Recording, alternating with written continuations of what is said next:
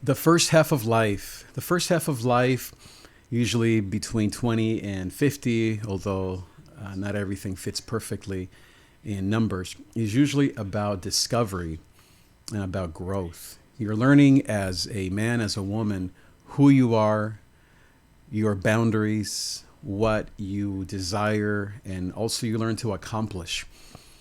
And then somewhere at the end of that season and entering the third season, which is one of transformation, you begin to realize that you have to now basically deconstruct all the things that you built in the first stage. And that really is the painful truth of this second half, that all the things that you built, your image, your righteousness, your titles, and maybe career, it all has to now be deconstructed so that God can then build it back up. And this is the challenge of this second season in this transition, that most of us don't want to let go, especially if you reached heights in that first season.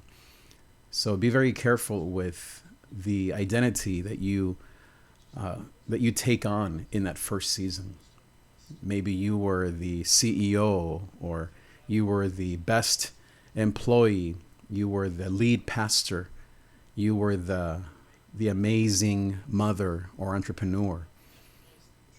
All those things that we build up, which really is just the ego trying to survive in the world, no longer work. They no longer bring you the love and the satisfaction and the peace that you long for. And so this process of building yourself back up begins.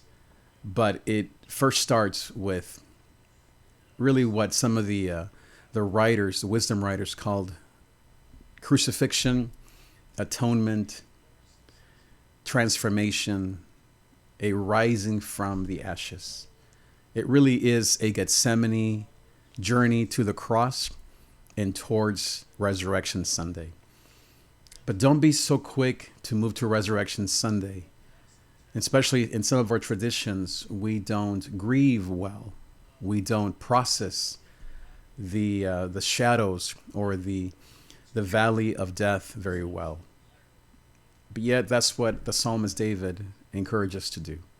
That even though he walks through the valley of the shadow of death, that he will fear no evil, because God's rod and staff comforts him.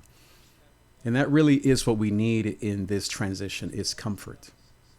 We don't need more to-dos. We don't need to accomplish more or to get too low. We need comfort. You need guidance. You need a lot of love. And really what we are longing for is just simply more of Jesus.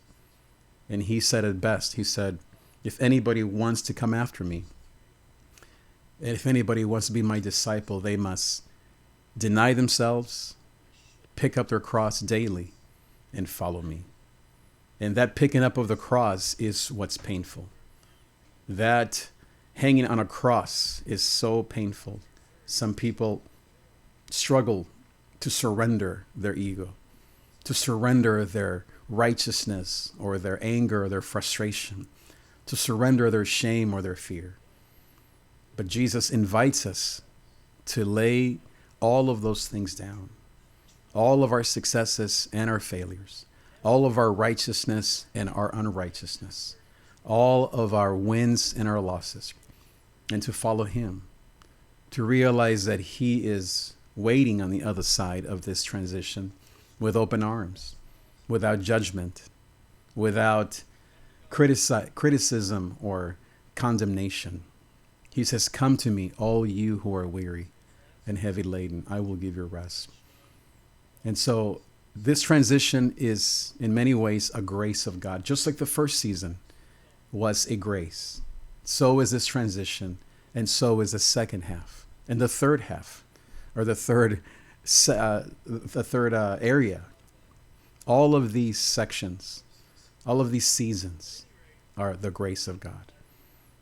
All we have to do is to hang on to him and to seek the mentorship and the support the comfort of someone who knows, who is compassionate, who maybe has been through it just enough to have wisdom that comes from God, that comes from knowing how we are, and that can help you through this transition. That's why I'm here as a midlife coach, to help you in the inner man, in the inner woman, to find your way through this very nebulous, at times dark, but certainly a time of grace, and a time that is meant to be a time of hope and a time of blessing.